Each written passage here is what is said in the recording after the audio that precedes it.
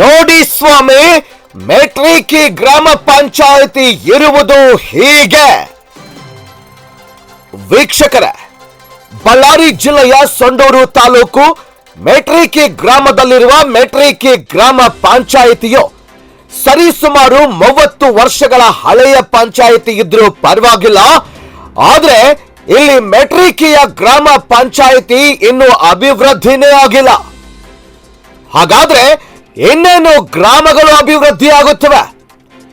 ಮಳೆರಾಯ ಬಂದ್ರೆ RCC ಸೋರುತ್ತದೆ. ಮಳೆಯಲ್ಲೇ ಕೂತು ನಿಂತು ಸಾರ್ವಜನಿಕರು ಕೆಲಸವನ್ನ ಮಾಡುತ್ತೇವೆ. ಸುಮಾರು ವರ್ಷಗಳಿಂದ ತಾಲೂಕಾ ಪಂಚಾಯಿತಿಯ ಇಒ ಸಾಹೇಬ್ರಿಗೂ ತಿಳಿಸಿದ್ದೇವೆ. ಆದ್ರೂ ಮೇಲ್ಚಾವಣಿ ರಿಪೇರಿಯನ್ನ ಮಾಡಿಸಿಲ್ಲ. ತದಾದ ನಂತರ ಸರ್ಕಾರದ ವತಿಯಿಂದ ಹೊಸದಾಗಿ ಗ್ರಾಮ ಪಂಚಾಯಿತಿಯನ್ನ ಕಟ್ಟಿಸುವಂತ ಯೋಚನೆಯೂ ಮಾಡುತ್ತಿಲ್ಲ. ಸಾರ್ವಜನಿಕರು ಪಂಚಾಯಿತಿಯ ಒಳಗಡೆ ಬಂದ್ರೆ ಎದೆ ಡವ ಡವ ಎನ್ನುವಂತಾಗಿದೆ. ಸೀಲಿಂಗ್ ನಲ್ಲಿ ಇರುವಂತ ಕಾಂಕ್ರೀಟ್ ಯಾರಿಗಾದ್ರೂ ತಲೆ ಮೇಲೆ ಬಿದ್ರೆ ತುಂಬಾ ಕಷ್ಟವಾಗಿ ಬಿಡುತ್ತದೆ.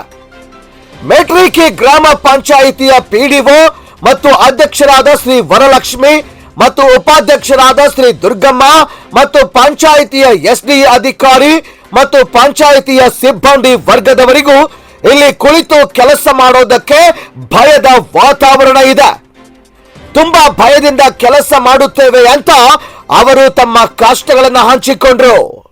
ವೀಕ್ಷಕರೇ ನಮಸ್ಕಾರ. ಬಳ್ಳಾರಿ ಜಿಲ್ಲೆ ಸಂಡೂರು ತಾಲೂಕು ಮೆಟ್ರಿಕಿ ಗ್ರಾಮ ಪಂಚಾಯಿತಿಯ ಮುಂಭಾಗದಲ್ಲಿನೇ ಇದು ಗರುಡ ಬೇಟೆ ಕನ್ನಡ ನ್ಯೂಸ್ ವರದಿ ಬಾವಿಹಳ್ಳಿ ನಂದ್ಯನಾಯ್ಕ್ ನಿಮಗೆ ತೋರಿಸ್ತಿರುವಂಥ ದೃಶ್ಯ ಮೆಟ್ರಿಕಿ ಗ್ರಾಮ ಪಂಚಾಯಿತಿಯ ಹೊರಭಾಗ. ವೀಕ್ಷಕರೇ, ಈಗ ನಾನು ಗ್ರಾಮ ಪಂಚಾಯಿತಿಯ ಒಳಗಡೆ ಹೋಗ್ತಿರುವಂಥ ದೃಶ್ಯ ನಿಮ್ಮನ್ನು ತೋರಿಸ್ತೀನಿ ನೋಡ್ರಿ ವೀಕ್ಷಕರೇ.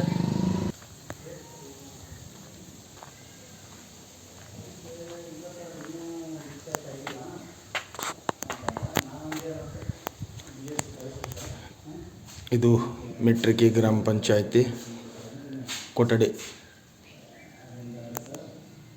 ನೀವು ನೋಡ್ತಿರುವಂಥ ದೃಶ್ಯ, ಇಲ್ಲಿ ಮೇಲ್ಗಡೆ ಟಾಪ್ ಏನು ಹಾಕಿದ್ದಾರಲ್ಲ ಎಲ್ಲ ಮಳೆಯಿಂದ ಸೋರುವಂಥ ದುರ್ಗಟ್ಟೆ.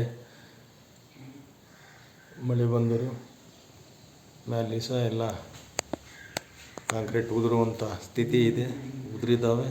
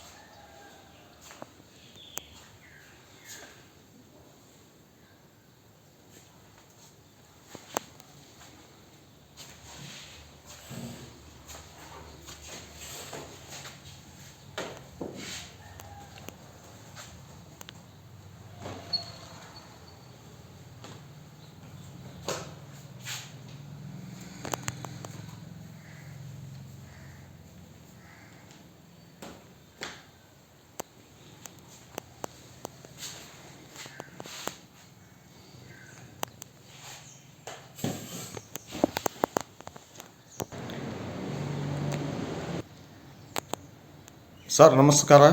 ನಮಸ್ತೆ. ನಾನು ಗರುಡ TV ಬೇಟೆ ಕನ್ನಡ ನ್ಯೂಸ್ ವರದಿಗಾರ ಬಾವಿಹಳ್ಳಿ ನಂದ್ಯನಾಯ್ಕ್. ಸರ್, ನಾನು ಇವತ್ತು ನಿಮ್ಮ ಗ್ರಾಮ ಪಂಚಾಯಿತಿಯಲ್ಲಿ ಬಂದಿದ್ದೀನಿ ಸರ್. ತಾವು ದಯವಿಟ್ಟು ನಿಮ್ಮ ಗ್ರಾಮ ಪಂಚಾಯಿತಿ ವ್ಯಾಪ್ತಿಯಲ್ಲಿ ಬರುವಂಥ ಗ್ರಾಮಗಳು ಎಷ್ಟು ಸರ್? ನಮ್ಮ ಗ್ರಾಮ ಪಂಚಾಯತಿ ವ್ಯಾಪ್ತಿಯಲ್ಲಿ 5 ಹಳ್ಳಿಗಳು ಬರ್ತವೆ. ಮೆಟ್ರಿಕಿ, ಬಸಾಪುರ, ಗುಂಡ್ಲಹಳ್ಳಿ, ರಾಮಸಾಗರ ಮತ್ತು ಲಕ್ಕಲಹಳ್ಳಿ ಅಂತ 5 ಹಳ್ಳಿಗಳು ಬರ್ತವೆ ಸರ್. ಇಲ್ಲಿ ಗ್ರಾಮ ಪಂಚಾಯಿತಿಯ ಅಧ್ಯಕ್ಷರು ಯಾರು ಸರ್? ಗ್ರಾಮ ಪಂಚಾಯತಿ ಅಧ್ಯಕ್ಷರು ಎಂ ಬಸಾಪುರ ಗ್ರಾಮದವರು ಶ್ರೀಮತಿ ವರಲಕ್ಷ್ಮಿ ರುದ್ರೇಶ್ ಅಂತೇಳಿ ಅವರು ಗ್ರಾಮ ಪಂಚಾಯತಿ ಅಧ್ಯಕ್ಷರು. ಶ್ರೀಮತಿ ದುರ್ಗಮ್ಮ ಅಂತೇಳಿ ಉಪಾಧ್ಯಕ್ಷರು. ಸರ್, ಈಗ ನಾನು ಶಾಲೆಯಲ್ಲಿ ವಿಸಿಟ್ ಮಾಡ್ಕೊಂಬಂದೆ. ಅಲ್ಲಿ ಸ್ವಲ್ಪ ನೀರಿನ ವ್ಯವಸ್ಥೆ ಸರಿ ಇಲ್ಲ ಸರ್, ಕುಡಿಯಲಿಕ್ಕೆ ನೀರಿಲ್ಲ. ತದಾದ ನಂತರ ಈ ಗ್ರಾಮ ಪಂಚಾಯಿತಿ ಸುಮಾರು ಒಂದು 30 ವರ್ಷಗಳ ಮುಂಚಿತವಾಗಿ ಕಟ್ಟಿರುವಂಥ ಗ್ರಾಮ ಪಂಚಾಯಿತಿ ಏನು ಸರ್ ಇದು?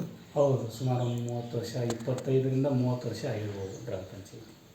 ದಯವಿಟ್ಟು ನಿಮ್ಮ ಮೇಲಧಿಕಾರಿಗಳಿಗೆ ಏನಾದರೂ ಮಾಹಿತಿ ತಿಳಿಸಿದ್ರಿ ಸರ್, ಮತ್ತು ಹೊಸ್ದಾಗಿ ಗ್ರಾಮ ಪಂಚಾಯತಿ ಮಾಡಿ ಕೊಡ್ರಿ, ಅಥವಾ ಟಾಪ್ ಕಿತ್ತು ಮಳೆ ಬಂದರೆ ಮಳೆ ನೀರು ಹಂಗೆ ಸೋರ್ತತ್ತ ಮ್ಯಾಲಿಸ ಕಾಂಕ್ರೀಟ್ ಎಲ್ಲ ಉದುರಾಕತ್ತವಲ್ಲ ಸರ್, ಇದ್ರ ಬಗ್ಗೆ ಏನಾದರೂ ಹೇಳಿರೇನು ಸರ್? ಇಲ್ಲ, ನಮ್ಮ ಯುವ ಸರಿಗೂ ಗಮನಕ್ಕಿದೆ. ನಮ್ಮ ಯುವ ಸರು ಖುದ್ದಾಗಿ ಒಂದ್ಸಲ ಈ ಕಡೆ ಬಂದಿದಾಗ ಗ್ರಾಮ ಪಂಚಾಯತಿ ಎಲ್ಲ ಬಿಲ್ಡಿಂಗ್ ನೋಡಿಕೊಂಡು ಅವರು ಕೂಡ ಪಟ್ಟಿಲಿ ಸೇರಿಸ್ತೀವಿ ಅಂತೇಳಿ ನೋಟ್ ಮಾಡಿಕೊಂಡು ಈ DMF ಅನುದಾನದಲ್ಲಿ 2ನೇ ಹಂತದಲ್ಲೇ ಅಥವಾ 3ನೇ ಹಂತದಲ್ಲೂ ಪಟ್ಟಿಲಿ ಹೆಸರಿದೆ ಅಂತ ನಮ್ಮ ಯುವ ಸರ್ ಖುದ್ದಾಗಿ ಕರೆ ಮಾಡಿ ನಮಗೆ ತಿಳಿಸಿದ್ದಾರೆ ಆಲ್ರೆಡಿ.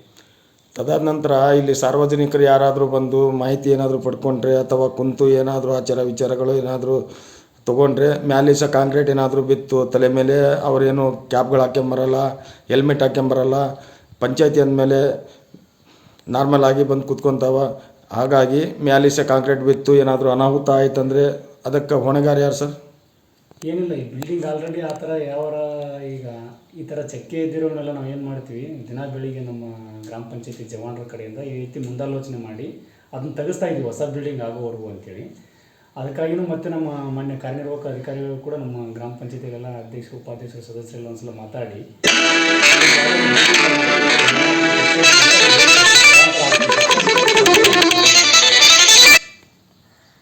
ಥ್ಯಾಂಕ್ ಯು ಸರ್, ನಮಸ್ಕಾರ. ವರದಿ ಬಾವಿಹಳ್ಳಿ ನಂದ್ಯಾನಾಯಕ್, ಗರುಡ ಭೇಟೆ, ಕನ್ನಡ ನ್ಯೂಸ್, ಸೊಂಡೂರು.